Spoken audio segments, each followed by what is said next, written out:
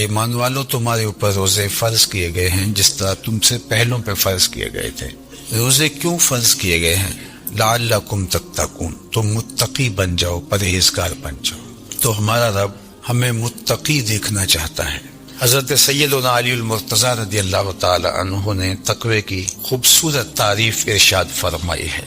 ہی الخوف من الجلیل، یہ اس عالی مرتبت ذات باری کے خوف کا نام ہے، اللہ سے ڈرنے کا نام ہے تقوی۔ وہ صرف ہمارا خالق ہی نہیں، ہمارا مالک و رب ہی نہیں، ہمارا محبوب بھی ہے۔ والذین آمنوا اشد حبا للہ، ایمان والے اپنے رب کو ٹوٹ کے چاہتے ہیں، شدید محبت کرتے ہیں اپنے رب سے۔ تو جس سے محبت کی جائے تو اس کی ناراضگی سے ڈرا جاتا ہے، اس کے تو تھوڑے سے تیور بدل جائیں، اس کا التفات کم ہو جائے تو زندگی اجڑنے لگتی ہے۔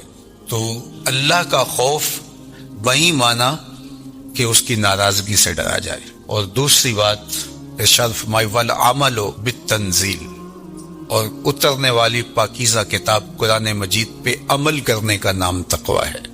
اور پھر فرمایا والقناعۃ بالقلیل، اور تھوڑے پر قناعت کرنا۔ اللہ اگر زیادہ عطا فرما دے تو اس پہ شکر کرنا چاہیے، اور شکر کرنے سے نعمت فزوں تر ہوتی ہے، نعمتیں بڑھ جاتی ہیں۔ لیکن اگر اللہ زیادہ عطا نہیں فرماتا تو وہ خوب جانتا ہے کہ میں نے اپنے بندے کو کس جگہ رکھنا ہے، تو بندہ اس پہ راضی رہے کہ میرے مالک میں اس پہ راضی ہوں جس جگہ تو مجھے رکھنا چاہتا، تو اس کو قناعت کہتے ہیں۔ اور یہ تقوی ہے کہ اللہ پر بندہ ایسے راضی ہو جائے کہ اس کی عطا کردہ ہر نعمت پر وہ زیادہ ہے تب بھی راضی ہو، کم ہے تب بھی راضی ہو۔ تو جب اللہ پر یقین پختہ ہو جاتا ہے تو پھر اس کی تقسیم پہ بھی بندہ راضی ہوتا ہے۔ اور جس کو صبر کی دولت نصیب ہو گئی اس کی زندگی سوکھی ہو گئی، اور جس کے پاس صبر کی دولت نہیں ہے، قناعت کی دولت نہیں ہے، وہ کھرب پتی بھی بن جائے نفس کی کمینگی ختم نہیں ہوتی، چونکہ بریک تو ہے ہی نہیں یہاں۔ جتنا بھی مال و دولت مل جائے اگر قناعت نہیں ہے تو پھر تو انسان کی پیاس اور بھوک ہی نہیں مٹتی، ختم ہی نہیں ہوتی خواہش۔ سیدنا علی المرتضیٰ رضی اللہ تعالی عنہ فرماتے ہیں کہ تقوی اللہ جل شانہ کی خشیت کا نام ہے۔ تقوی قرآن مجید پر عمل کی توفیق کا مل جانا ہے، تقوی اللہ کے دیے پر راضی ہو جانا ہے۔ چوتھی چیز جو تقوی کا جز آپ نے بیان فرمایا والاستعداد لیوم الرحیل، جو رحلت کا وقت ہے، دنیا سے جانے کا وقت ہے، اس کے لیے تیاری، یہ تقوی ہے۔ اگر ہمیں یہ چار چیزیں نصیب ہو گئی تو سمجھو اللہ نے تقوی کا نور نصیب فرما دیا۔ اور یہ میرا اور آپ کا مقصود ہے، ہمیں جن نیکیوں کی ترغیب دی گئی ہے ان میں سے سب سے بڑی نیکی ہے کہ ہم تقوی اختیار کریں، اور ہمارا رب چاہتا ہے کہ ہم متقی بن جائیں۔ تقوی کی ایک اور تعریف بھی کی گئی ہے، اور وہ بہت خوبصورت تعریف ہے کہ تمہارا رب تمہیں جہاں دیکھنا چاہتا ہے تم وہاں پائے جاؤ، اور تمہارا رب جہاں تمہیں نہیں دیکھنا چاہتا تم وہاں نہ پائے جاؤ، تقوی اسے کہتے ہیں۔ تمہارا رب تمہیں مسجد میں دیکھنا چاہتا ہے 5 وقت، تمہارا رب تمہیں خیر کے کاموں میں دیکھنا چاہتا ہے، تمہارا رب تمہیں بیمار کے سرہانے دیکھنا چاہتا ہے، تمہارا رب برہنہ بدن اور بھوک اور پیاس سے تڑپتے ہوئے لوگوں کی مدد کرنے کے لیے ان کی دہلیز پر پہنچا ہوا دیکھنا چاہتا ہے، تمہارا رب تمہیں خیر کے کاموں میں منہمک دیکھنا چاہتا ہے، وہاں تم پائے جاؤ، وہاں سے غیر حاضری نہ ہو۔ اور جہاں تمہارا رب تمہیں نہیں دیکھنا چاہتا تو وہاں تم پائے ہی نہ جاؤ۔ تمہارا رب تمہیں کسی ایسی جگہ پہ نہیں دیکھنا چاہتا جو تمہارے منصب کے لائق نہیں ہے، اس نے تمہیں دستے قدرت سے بنایا ہے۔ اللہ اکبر! تو وہ کیسے اپنے شاہکار کو کسی گندی جگہ پہ دیکھنا چاہے گا، کسی غلاظت کے ڈھیر پہ دیکھنا چاہے گا؟ جہاں بدکاریوں کا ماحول ہوگا وہ اپنے شاہکار کو وہاں کیسے دیکھنا چاہے گا؟ تو تقوی یہ ہے جہاں تمہارا رب تمہیں دیکھنا چاہے وہاں تم پائے جاؤ، اور جہاں تمہارا رب تمہیں نہ دیکھنا چاہے وہاں تم موجود نہ پائے جاؤ۔ اگر یہ دولت حاصل ہوگی تو سمجھو اتقاء کا نور نصیب ہو گیا۔ روزہ صرف اکل و شرب سے رک جانے کا نام نہیں ہے، یہ اپنے کانوں کو بھی روزہ دار بنانا ہوتا ہے، اپنی زبان کو بھی روزہ دار بنانا، اپنی آنکھوں کو بھی روزہ دار بنانا ہوتا ہے۔ تمہارا ایک ایک عمل، تمہارا ایک ایک رویہ، تمہاری ایک ایک حرکت، تمہاری ایک ایک سکنت روزے سے ہو جائے۔ تو یہ پورا جسم سر سے لے کر پاؤں تک جب روزہ دار ہوگا تو پھر وہی روزہ ہے جس کے بارے میں فرمایا گیا ان اللہ و ملائکتہ یصلون علی المتسحرین. سنو اگر روزہ ہو تو پھر اس کا جمال کیا ہے، اس کا پروٹوکول کیا ہے. فرمایا اللہ روزہ رکھنے کے لیے جو سحری کرنے بیٹھتے ہیں ان پہ رحمتوں کا نزول فرماتا ہے کہ یہ بندہ اب روزہ رکھنے لگا ہے، اب اس کی آنکھ نہیں بھٹکے گی، اب اس کا خیال نہیں بہکے گا، اب اس کی سوچوں میں آوارگی نہیں آئے گی، اب اس کی زبان جھوٹ نہیں بول سکتی، یہ غیبت نہیں کر سکتی، یہ کسی کا برا نہیں سوچ سکتا. اس کے اٹھنے والے قدم خیر کی طرف ہی جائیں گے اور اس کے اٹھنے والے ہاتھ ظلم جبر اور جور سے باز رہیں گے. اب یہ اپنے آپ کو روزے کے حصار میں لے کے آ رہا ہے اور تقوی کے نور سے مالا مال ہو رہا ہے، تو اللہ خود بھی اور فرشتوں کو بھی حکم دیتا ہے میرا بندہ سحری کرنے بیٹھا ہے تم اس کے اوپر رحمتیں نچاور کرو. کیا لمحے ہوتے ہیں جب اللہ رحمت بندوں کے اوپر نشاور کر رہا ہوتا. لیکن جس نے روزہ صرف بھوک اور پیاس کا ہی رکھا، روزے کی مقصدیت کو ہی نہ سمجھا، تو اللہ کے محبوب کا فرمان سن لیجئے.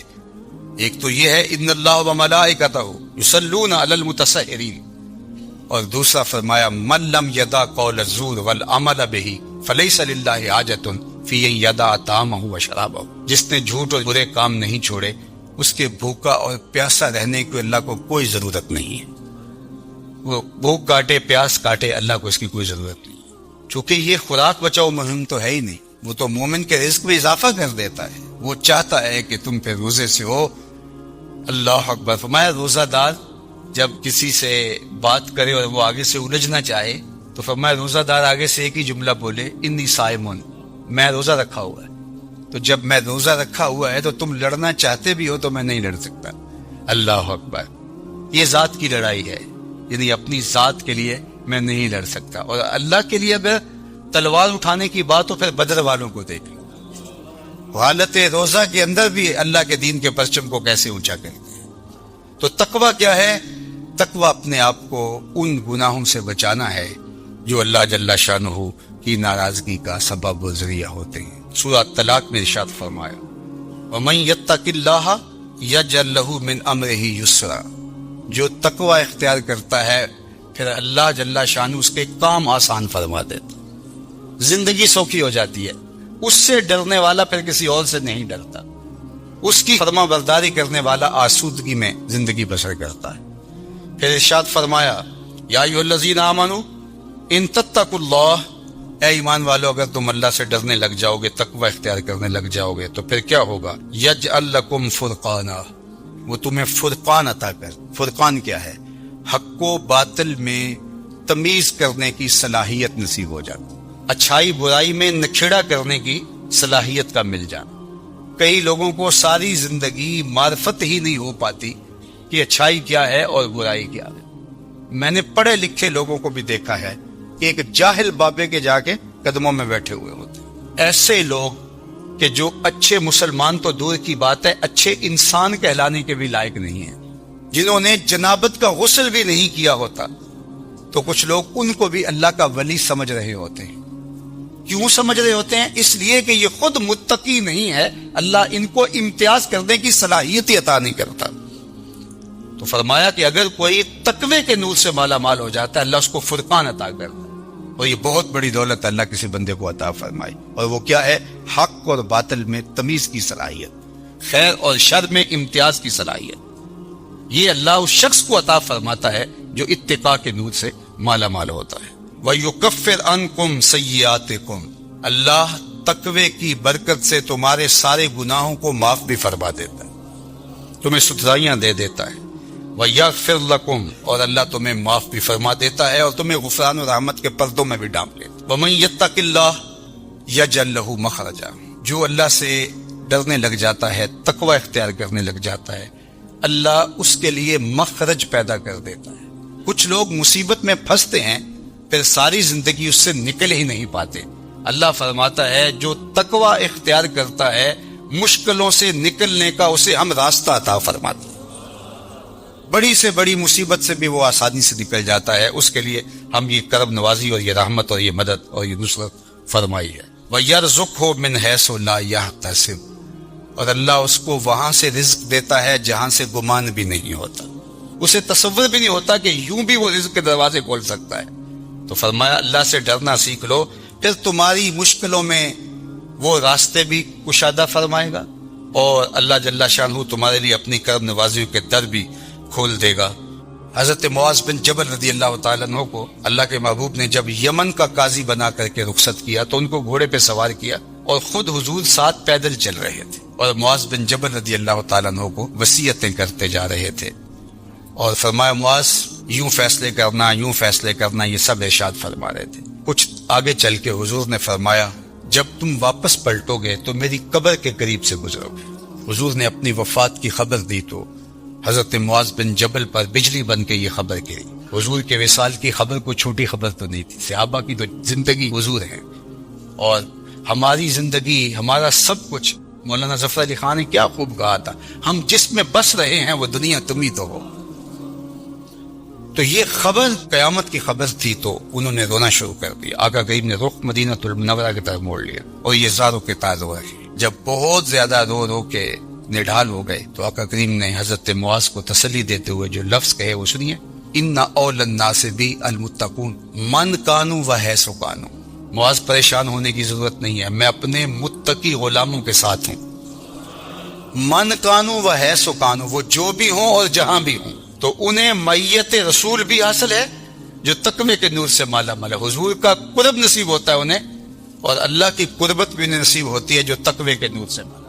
وَاعْلَمُوا أَنَّ اللَّهَ مَعَ الْمُتَّقِينَ، اللہ تعالیٰ متقیوں کے ساتھ ہے، ان کو اپنی معیت عطا کر دیتا ہے۔ اور مجھے بتاؤ، جس کو اللہ نے اپنا قرب دے دیا، اپنی معیت کا جمال عطا کر دیا، پھر کوئی چیز پیچھے رہ گئی؟ اس لیے ہمارا دین ہمیں اتقاء کے نور سے مالا مال ہونے کی تلقین کرتا ہے، اور ہمیں بتایا گیا ہے کہ اپنی زندگی کو اللہ اور اس کے رسول کی محبت میں ان کے بتائے ہوئے احکام کے مطابق بسر کرنے کی کوشش کرو۔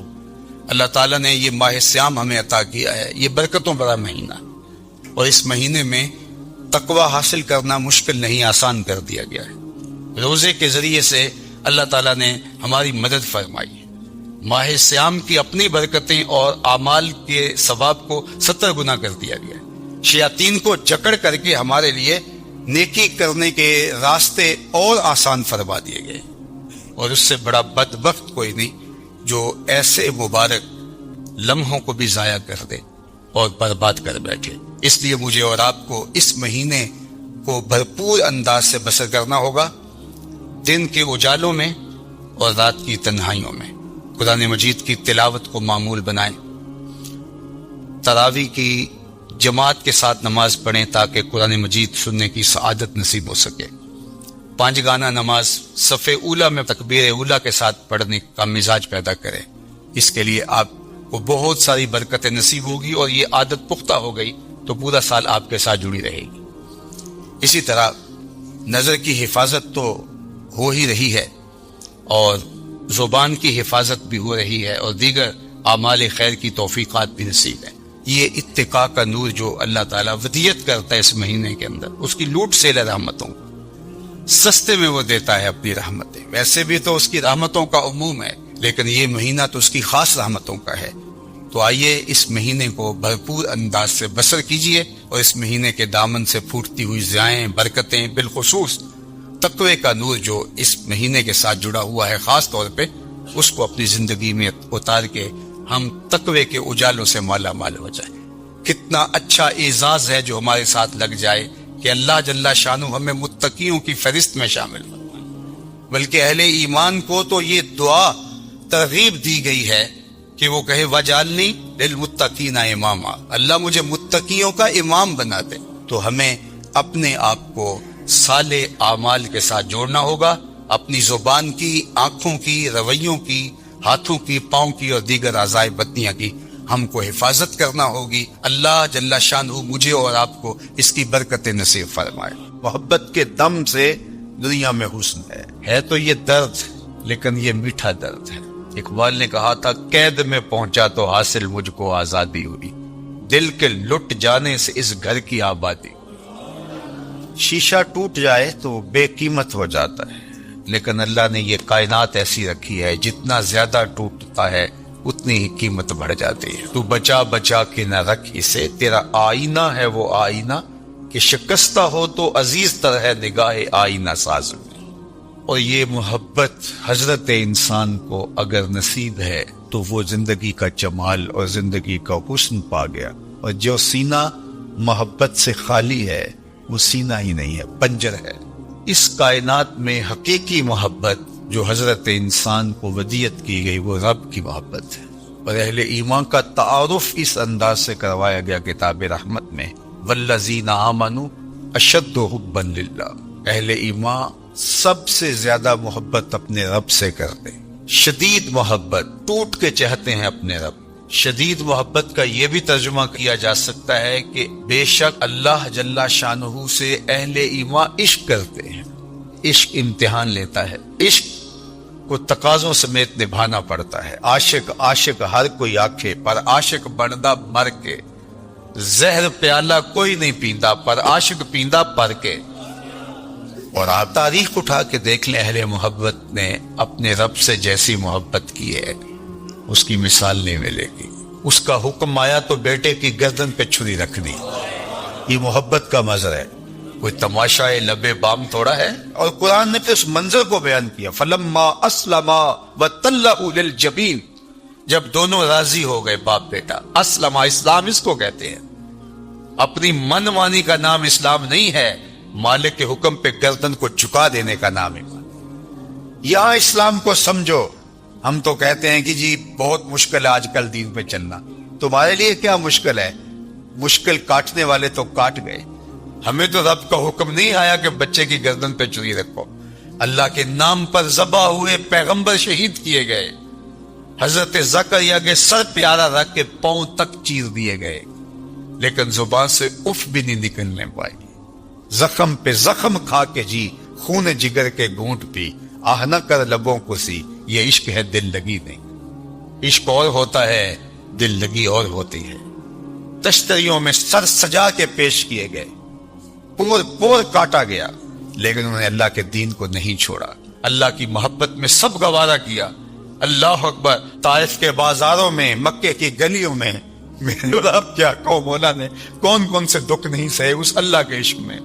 اس کی محبت کے اندر نازک بدن پہ اجریاں ڈالی گئی، حضور کو پتھر مارے گئے، حضور کے قدم لہو لہان ہوئے، آقا کریم نے فاقے کاٹے، اذیتیں سہی، تانے گوارا کیے، گڑے کھودے گئے، کانٹے بچھائے گئے، لیکن اللہ کی محبت میں یہ سلسلہ چلتا رہا.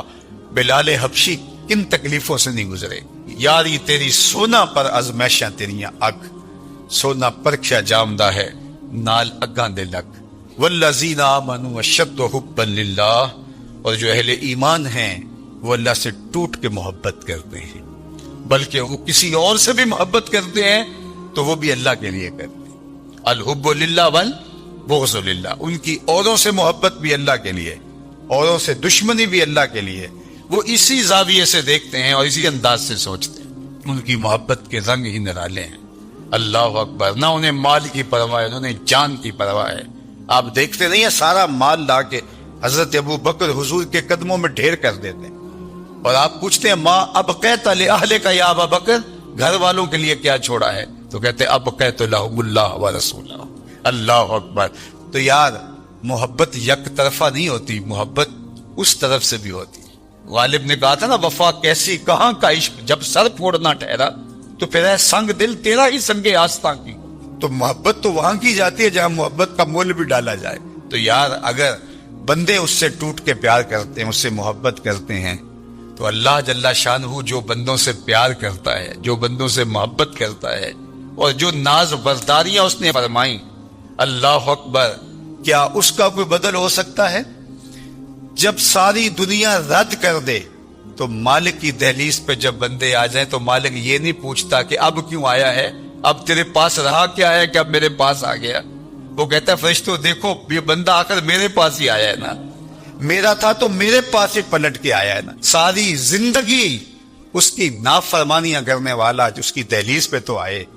مالک کہتا ہے میرا بندہ آیا تو ہے میری چوکھٹ پہ، یارو ہم نے جانا تو ہے اس کی چوکھٹ پہ.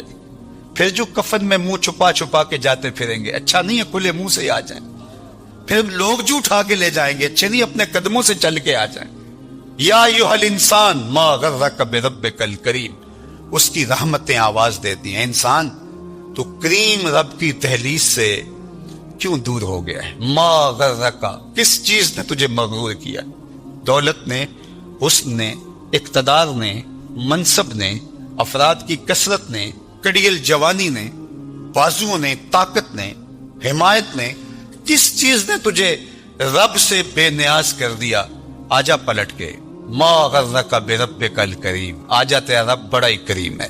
وہ یہ نہیں دیکھے گا کہ تو نے ماضی کہاں گزارا، وہ یہ دیکھے گا میرا بندہ پلٹ کے میری چوکھٹ پہ آیا، بلکہ اس کا وعدہ ہے جب بندہ گناہوں سے توبہ کرتا ہے تو نہ صرف میں اس کے گناہ معاف کرتا ہوں، گناہوں کو بدل کے نیکیوں میں تبدیل کر دیں۔ تو جتنا بڑا بدکار تھا اتنا بڑا نیکوکار ہو جاتا ہے۔ وہ کیا بد نصیب شخص ہے جو مالک کی دہلیز سے منہ موڑتا ہے، جس کو اس کے حضور سجدے کی توفیق نصیب نہیں ہوتی، اس کی نعمت کے خوان پہ پلتا ہے، اس کے دسترخوان سے نعمتیں اٹھاتا ہے، اس کی طرف سے عطا کردہ صحت اور زندگی کا جمال اور بہاریں سب کچھ میسر ہے اور لطف اندوز ہوتا ہے، لیکن ادھر اذان ہوتی ہے اور اس کے قدم اللہ کے گھر کی طرف نہیں اٹھتے، اس کی رحمتیں آواز دے رہی ہیں، او بندے آجا پلٹ، آنا تو تو نے ہے ہی، لیکن آج آجا، اس کی رحمتیں تجھے آواز دے رہی ہیں۔